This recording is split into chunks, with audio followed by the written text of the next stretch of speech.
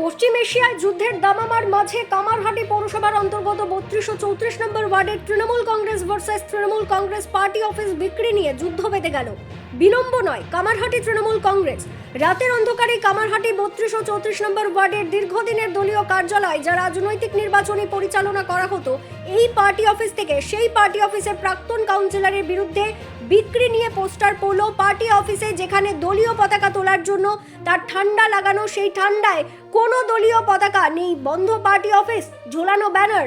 তাদের একটাই দাবি, রাতের অন্ধকারে পার্টি অফিস বিক্রির অভিযোগের বিরুদ্ধে যে ফ্ল্যাটে পার্টি অফিসটি আছে সেই পার্টি অফিসটি প্রমোটারের কাছ থেকে দলীয় কর্মীদের নিয়ে একটা সময় পার্টি অফিস করার জন্য ঘরটি না ভাবা হয়েছিল, কিন্তু স্থানীয় কাউন্সিলর প্রাক্তন ডক্টর অজিতা ঘোষ পরবর্তী সময় নিজের নামে করে নেয়। এই নিয়ে ওই অঞ্চলের তৃণমূল কর্মীদের মধ্যে বাকযুদ্ধ শুরু হয়। তাদের দাবি, বর্তমানে এখন নির্বাচনের কার্যালয়ে কাজ করার জন্য তাদের কোনো ঘর নেই। তাদের দাবি এই ঘর পার্টি অফিসের, অর্থাৎ এখন তারা কিভাবে কাজ করবে তারা দিশেহারা। তারা চায় তাদের পার্টি অফিস হিসেবেই থাকুক, যেখানে তারাই অভিযোগ করেছে সেই কাউন্সিলরের বিরুদ্ধে তিনি দুর্নীতিযুক্ত। ডক্টর অজিত ঘোষের সাথে আমরা সংবাদ মাধ্যম যখন যোগাযোগ করি তিনি কোনো মুখ খুলতে চাননি। তার কথা এটা তার নিজস্ব সম্পত্তি, তিনি এই বিষয় নিয়ে বিধায়কের সঙ্গে কথা বলবেন, তার কাছে প্রমাণ আছে, তারপরে তিনি সংবাদ মাধ্যমের কাছে মুখ খুলবেন। কামারহাটি পৌরসভার পৌরপ্রধান গোপাল সাহা তিনি বলেন, বিষয়টি তিনি শুনলেন, যদি বিষয়টি পার্টির অফিসে থাকে এই নিয়ে তারা আলোচনা বসবেন, পার্টির জিনিস থাকলে পার্টি অফিসে ফিরিয়ে দেওয়া হবে। এই যে যেটা বলছেন গত 34 নম্বর ওয়ার্ডে, এটা কি 34 নম্বর ওয়ার্ডে হয়েছে? ওয়ার্ডে 34 নম্বর ওয়ার্ডে না, এটা হচ্ছিল 32 নম্বরে। 32 নম্বর ওয়ার্ডে 32 নম্বরে যে একটা ফ্ল্যাটের নিচে পার্টি অফিস ছিল, যেটা ও ব্যবহার করতো না। ওই আচ্ছা। পার্টি অফিসের ব্যানারও করে 34 এবং 32 কিন্তু নাম দিয়ে ব্যানারটা করেছে। আচ্ছা ব্যানারে যে লেখা আচ্ছা। তো আমার তো প্র্যাকটিক্যালি ওখানে তো পার্টি অফিস ছিল, সেটা জানি পার্টি অফিসে যেতাম, সেটা হচ্ছে কি আছে মানে আমাদের 32-এ। তো বিষয়টা তো আমার এই ব্যাপারে কোনো পরিষ্কার জানা নেই। তো আমি যখন আপনাদের থেকে শুনলাম আমি নিশ্চয়ই আমি এটাকে খোঁজ খবর নেবো, কথা বলবো, আমার কাউন্সিলরের সঙ্গে কথা বলবো। তো যদি ওর ব্যক্তিগত আলাদা জিনিস আছে, যদি পার্টিগত ভাবে হয় তাহলে তো পার্টির সম্পত্তি পার্টিতেই থাকবে, আর ব্যক্তিগত হলে ব্যক্তিগত সম্পত্তি ব্যক্তিগতই থাকবে। এটা আমি আবার খোঁজ খবর নেবো, নিয়েই তখন এই বাস্তবে মানে এর থেকে বেশি আমি আর বলতে পারবো না। না, উনি ওই পার্টি অফিসটা যখন ওই জায়গাটা যখন নেয় দোকানঘরটা, তখন পার্টির কর্মীদেরকে নিয়ে গিয়ে প্রমোটারের সাথে কথা বলে তারপরে সেই ঘরটা নেয়, সেখানে পার্টি অফিসার পরবর্তীতে নিজের নামে করে নেয়। তাহলে পার্টির লোককে তো ব্যবহার করা হলো পার্টিকে। অতএব সেই কারণেই আমি কর্মীদের সঙ্গে কথা বলবো, যে কর্মীরা এখানে রয়েছে তারা তো আমার থেকে বেশি জানবেন। আমি সমস্ত ব্যাপারটা দেখে যেখানে হ্যাঁ বলুন। যেখানে পার্টি অফিসে যে ঠান্ডা লাগানোর ইসে আছে, তৈরি ইসে লাগানো আছে। হতে পারে, কিন্তু আমি দেখবো আমার কর্মীরা যারা রয়েছে সেই পার্টি বিষয়টা বললাম তো, পার্টি বিষয়টা আমি নিজেও যেতাম। তো বিষয়টা আপনাদের থেকে যেটা জানলাম আমি খোঁজ খবর নিয়ে তার যথাযথ ব্যবস্থা গ্রহণ করার নেবো। লাস্ট একটা মিনিট, যে পার্টি অফিসে যে ব্যানার করেছে যে 34 এবং 32, সামনে একটা নির্বাচন, তাহলে এটা কি দলের কোনো ভাবমূর্তি নষ্ট হবে না? দেখুন, দলের ভাবমূর্তি নষ্ট না হোক এটা আমরা সবসময় চাই, আমি সেই মতেই আমরা কাজ করি আমরা কর্মীরা। কিন্তু সেই ক্ষেত্রে আপনাদের পক্ষেই যেটা আপনারা এসেছেন, আপনার মধ্যে দলের ভাবমূর্তি নষ্ট হবে, কিন্তু আগে দেখতে হবে বিষয়টা সঠিক কি বেঠিক। সেটা না দেখা পর্যন্ত তো আমি কিছু বলতে পারবো না। আমি সেটা দেখবো, কর্মীদের সঙ্গে কথা বলবো, তারপরে আমরা পার্টিগত ভাবে আমরা তার ব্যবস্থা দেবো। দেখুন, দুদিন ধরে আমার কাছে কয়েকটা ফোন এসছে, তারা আমাকে জানিয়েছে যে এরকম অজিতা ঘোষের পার্টি অফিস নাকি বিক্রি হয়ে করে দিয়েছে। তো যাই হোক, আমি শোনার পরে আজকে সকালবেলা আমি গেলাম হাঁটতে হাঁটতে দেখতে, ওখানে গিয়ে দেখি একটা ব্যানার লাগানো রয়েছে। আমি এই ব্যাপারে ইন্টারেস্ট না, কারণ এটা নিয়ে অনেক আন্দোলনও হয়েছিল। আমি যতটুকু জানি এই পার্টি অফিসটা হওয়ার আগে ওখানে একটা বিল্ডিং হতে যাচ্ছিল, বিল্ডিং হওয়ার সময় ওই বাড়ির মহিলাকে ধরে মারধর করেছিল। সেই মহিলাটাও আমার কাছে এসেছিল। তারপরে কি হলো জানি না, অজিতা ঘোষের লোকরা সব ওদেরকে ডেকে নিয়ে কথা বলেছে। আর একটা জাগো বাংলার বোর্ড ছিল আমাদের লাগানো, আমরা জাগো বাংলার বোর্ডটা লাগিয়েছিলাম। সেই জাগো বাংলার বোর্ডটাকে সরাবার জন্য ওই বাড়িটা যে নিয়েছে সেই প্রমোটারের লোক এসে আমাদেরকে বলতে থাকলো যে 2-2.5 লাখ টাকা দিচ্ছি, জাগো বাংলার বোর্ডটা সরিয়ে দাও। তো আমরা তখন তাকে বলেছিলাম, না, পার্টি বিক্রি করে আমরা কোনো কাজ করব না, পার্টির জাগো বাংলা বোর্ড এখানেই থাকবে। হঠাৎ করে কিছুদিন পরে দেখলাম পার্টি অফিসের ওই বোর্ডটা, জাগো বাংলার বোর্ডটা অন্য এক জায়গায় ফেলানো রয়েছে।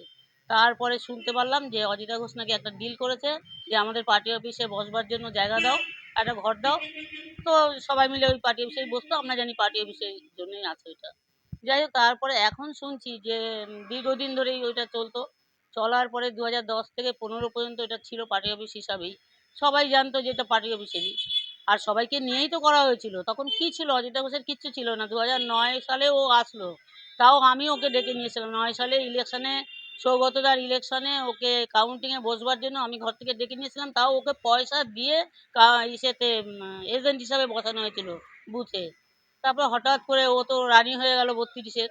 যাই হোক, তাতেও আমার কোনো আপত্তি নেই। আমাদের নেতৃত্বরা যেটা ভালো মনে করেছে সেটাই করছে ও। তো এখন শুনছি দুদিন ধরে আমাকে সবাই ফোন করে বলছে যে পার্টি অফিসটা বিক্রি হয়ে গেল। আমি পার্টি অফিস বিক্রি হয়ে গেল আমি কারোর কথা না শুনে আমি নিজেই দেখতে গেলাম আজকে সকালবেলা। সকালবেলা গিয়ে দেখছি একটা বড় ব্যানার লাগানো আছে। কে লাগিয়েছে, কারা লাগিয়েছে আমি কিন্তু এই ব্যাপারে কিচ্ছু জানি না। আমি এটা খোঁজ নেওয়ার চেষ্টা করব। তার মধ্যে আপনাদের ফোন, আমি আসলাম। যাই হোক, এখন কি করা যাবে? আমাদের নেতৃত্ব আছে, মদনদা আছে। মদনদা এটা দেখে নিক কি এটা হবে না হবে, কি করেছে না করেছে। আমি যতটুকু জানি যে ও যে পার্টি অফিসটা ও করলো, বিক্রি করলো, কি হিসাবে পার্টি অফিসটা বিক্রি হয়? পার্টি অফিসটা কি কেনা যায়? পার্টি অফিসের নাম করে নিল ঘরটা, তারপরে ও নিজেই বা কিনলো কেন? যদি কিনেও থাকে, আমি শুনছি নাকি ও কিনেছে। যদি কিনেও থাকে তাহলে তো সেটা পার্টি অফিসকে দেওয়া উচিত ছিল। পার্টি অফিস পার্টি কর্মীদের কাছ থেকে পয়সা নিয়ে ওর কিনতে পারতো। ও নিজে নিজে কিনে নিল। এরকম আমি আরও শুনেছি, আরও কয়েকটা জায়গায় প্রমোটিং হয়েছে, সেখানেও পার্টি অফিসের নাম করে ও ঘর নেওয়ার চেষ্টা করেছে। তো এইভাবেই যদি হতে থাকে, তৃণমূলের বদনাম তো এইসব লোকরা করছে। আমি চাই না কোনোদিন তৃণমূলের বদনাম করতে, তাই আমি এখন চুপচাপ রয়েছি। অনেক কিছু শুনতে পাচ্ছি। আমাদের ওয়ার্ডের এখন যে কাউন্সিলর আছে সে কি জানতে পারছে না যে এটা বিক্রি হয়ে গেল? সেও তো বলতে পারতো যে বিক্রি হলো কেন?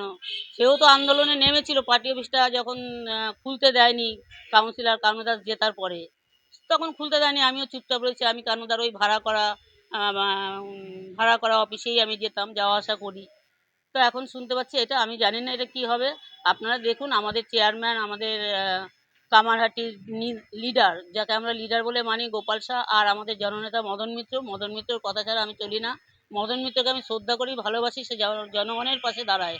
তো মদন মিত্র যদি এটা শুনতে পারে, সে তার যা ডিসিশন সেটা নেবে, সেটা সে বলবে। আমি আর কিছু বলবো না। আমি দলের এগেনস্টে কোনো কথা বলতে চাই না। পার্টি অফিস হিসাবেই ব্যবহার করতো, তাই হতো সব কর্মীরা। এইটা 2010 সাল থেকে। হ্যাঁ, যদি পার্টি অফিসটা বিক্রি হয়ে যায় তাহলে আপনি কিভাবে ওখানে কাজ করবেন রাজনৈতিক? পার্টি ওইখানে তো পার্টির কাজ চলেছে না। এখন যে কাউন্সিলর সে তো ভাড়া নিয়ে পার্টি অফিস চালাচ্ছে। এখন ভাড়ায় পার্টি অফিস চলছে, সেখানেই সবাই যাচ্ছে। আমাদের দুর্ভাগ্য, আমরা পার্টি অফিস একটা করতে পারলাম না। নিজস্ব পার্টি অফিস আমাদের হলো না। রাজনৈতিক কর্মী হিসেবে কতটা মানে আঘাত পাচ্ছেন? রাজনৈতিক কর্মী হিসেবে খুবই আঘাত পেয়েছি, কারণ আমি দীর্ঘদিন ধরেই চেষ্টা করে গেছি পার্টির জন্য কিছু থাকুক। তৃণমূল কংগ্রেসটা অনেক কষ্টের সঙ্গে লড়াই করেছি, সিপিএমের সঙ্গে লড়াই করেছি, বিজেপির সঙ্গে এখন লড়াই। আর লড়াই করতে করতে আমি ফেড আপ হয়ে যাচ্ছি, কারণ আমি সত্যি খুব কষ্ট পাচ্ছি। কাদের সঙ্গে কাদের জন্য লড়াই করলাম? পয়সা নিয়ে পার্টিটাকে বিক্রি করে দেবো, এই ধারণা, এই চিন্তাভাবনা আমার নেই। আমি এই চিন্তাভাবনা করতে পারছি না। ঘরের পয়সা দিয়ে পার্টি করেছি, গর্বের সঙ্গে বলতে পারি। কেউ বলতে পারবে না কারোর কাছে 5 টাকা কোনোদিন চাঁদা নিয়ে পার্টির কোনো প্রোগ্রাম করেছি। যাই হোক, মনটা খুব খারাপ লাগছে শোনার পর থেকে। আমি ছেড়ে দিচ্ছি নেতৃত্বের উপরে। নেতৃত্বরা যেটা ভালো সিদ্ধান্ত নেবে সেটাই সে করুক। তবে এটা জানা উচিত, এই জিনিসটা যেটা হলো সেটা ভালো হলো না। কারণ আমার কাছ থেকে 10 টাকা নিয়ে তবে সে রিক্সা ভাড়া করে যেত 2009 সাল থেকে। হঠাৎ করে 10 সালে সে ক্যান্ডিডেট হয়ে জিতে সে কিনে নিল একটা ফ্ল্যাটের তলায় ঘর। এটা আমার বিশ্বাস হয় না। কি দিয়ে কিনলো, কিভাবে কিনলো, এটা তদন্ত করলেই জানা যাবে কিভাবে করলো। তবে এইটাই বলবো, পার্টি অফিসের জন্য থাকলেই ভালো হতো। পুরো যেন পার্টি অফিসটা ফিরে পাওয়া যায়। পার্টি অফিস যদি আমার মনে হয় যদি সে সৎ ব্যক্তি হয়ে থাকে, পার্টির জন্য সে অনেক কিছু পেয়েছে। দুইবার কাউন্সিলর হয়েছে, 3বার কাউন্সিলর হলো। পার্টির নামে ওর দিয়ে দেওয়া উচিত। যদি বিক্রি করে থাকে, আবার রিটার্ন যদি পার্টির নামে দিয়ে দেয়, আমার থেকে খুশি আর কেউ হবে না কামারহাটির বুকে। আমার নাম শিখা বিশ্বাস, 32 নম্বর ওয়ার্ডে আমার বাড়ি। কলকাতা থেকে মনোজ দাসের রিপোর্ট।